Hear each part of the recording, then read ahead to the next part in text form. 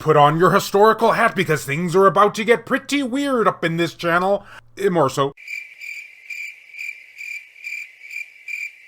Greetings fellow Vita fans, this is James with PS Vita at 2 AM, coming at you once again with another exciting video. And weird stuff, it's gonna be weird. And if you're new here and love everything PlayStation Vita, don't forget to subscribe. And make sure to leave me your thoughts and opinions down in that comment section thing where you write comments on. At least when YouTube actually lets me see them. Alright guys, so I've got some exciting news for you all. For anyone out there who loves the more historical parts when it comes to the PS Vita. I mean, you all heard the intro a few seconds ago, right? Now, if you'll harken back to sometime last year, at least I think it was last year, I don't know, time has no meaning anymore, I had talked about a weird-looking prototype unit that had showed up on eBay, and we had learned that this is one of the earliest prototypes for the PS Vita as far as we know, and sadly, it looks like it might have been the only one to have survived. Wait, you mean limited quantities available? As in like, one? Yeah, you're definitely historical with the PS Vita, that's for sure. PS Vita is no stranger when it comes to limited stuff, like ridiculously so. It's kind of speculated that all the rest of these units have long since been destroyed. And I guess it makes a lot of sense because, well, just look at this thing. I mean, there's not even a practical way of holding it. And according to the eBay listing, it was one of the earliest dev kits ever made and was sold by an individual called Pontiful26, I think. And it was shortly taken off eBay not too long afterwards. And to my knowledge, it never actually sold. Then later on we learned that an individual named Developer Jeff, who is a huge fan of the more oddities when it comes to gaming, aka I adore the man a lot, and I highly recommend checking out his Twitter, got his hands on it, so I'm not 100% sure what went down there. And let's just go with a more interesting theory and assume that somebody stole something. It's not true, but hey, it's more interesting. But shortly after that, they sent it to the YouTube channel Hard for Games, a YouTube channel that specializes in beta and prototype units when it comes to the world of gaming. And suffice to say, they too didn't really know what to do with the system. I mean, if you can even call it that. They did, however, have some interesting things to confirm, such as this being a pre-alpha version of a developer unit. Now, the footage that you're currently seeing in the background now is courtesy of Hard for Games. I will have a link to their original video down in the video description of this page in case anybody else wants to check out their original cut. But yeah, just look at this thing. It's a discombobulated mess of a system. Again, as I stated before, if you can even call it that. What we got here is an LCD screen hooked up to just a bunch of wires and boards. But that's what happens when you have something that's this early of a unit. Or at least that's what I tell myself just to make myself feel better. And I believe that this was even so early that it wasn't even called the PS Vita just yet. It was called the PlayStation Portable 2. And this was likely sent out to the very early PlayStation Vita developers out there who created all of the launch titles for the platform. And all I can say is, wow,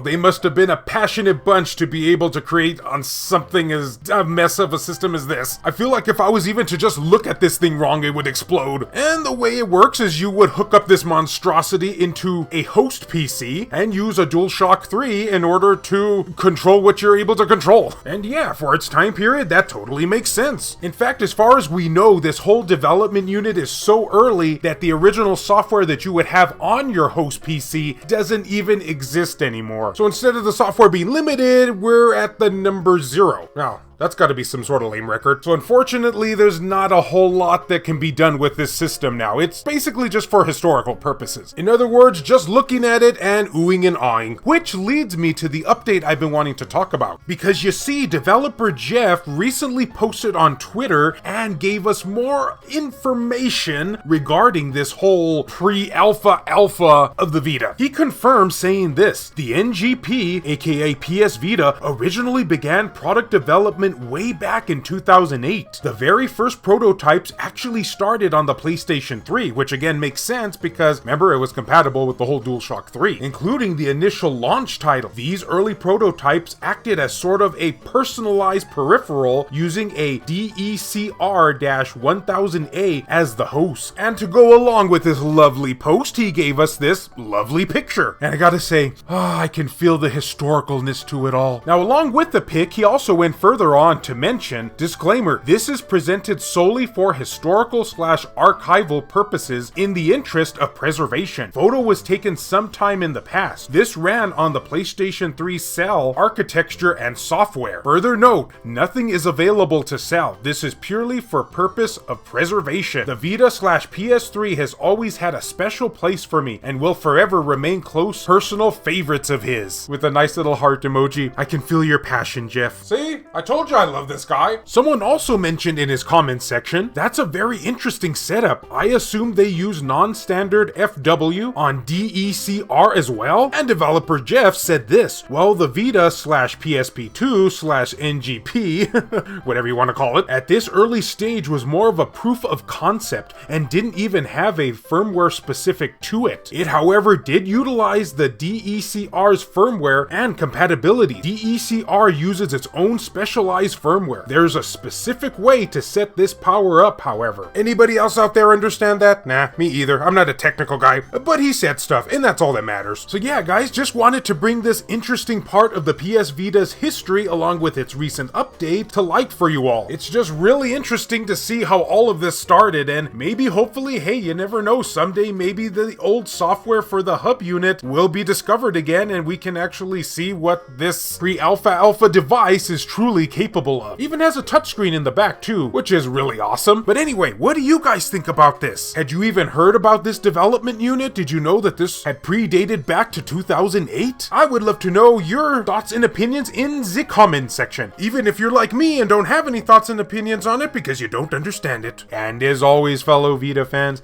thank you so much for taking the time out of your day to watch this video. It really means a lot to me. Love you all, and I'll see you next time.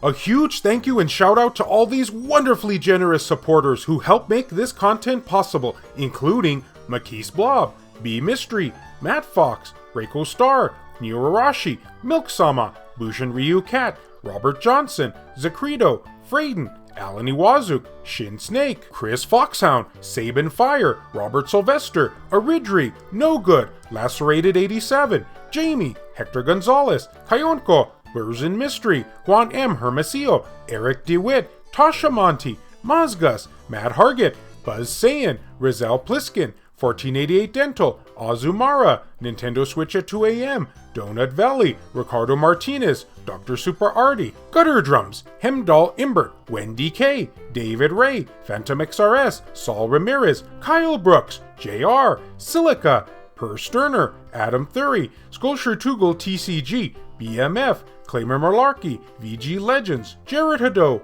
Kevin Enright, Heston Joseph, Crazy Cat, Rodrigo Vera, Hero Acer, Adam Sondi, PS Vita S, Richard Cruz, Joseph Shavak, Jale, H-Hitter, and Michael O'Connor. If you would be interested in supporting the channel and seeing your name on this end screen here, or if you wish to remain anonymous, that can be provided too, then make sure to check the links down in the description below. I have numerous ways for you to do this down there. Can't support in this manner? Don't worry about it. Likes and shares can help equally as much. And you know, a thought just crossed my mind. Before we're able to actually figure out what to do with this software, why doesn't somebody out there actually try to figure out how to actually hold it?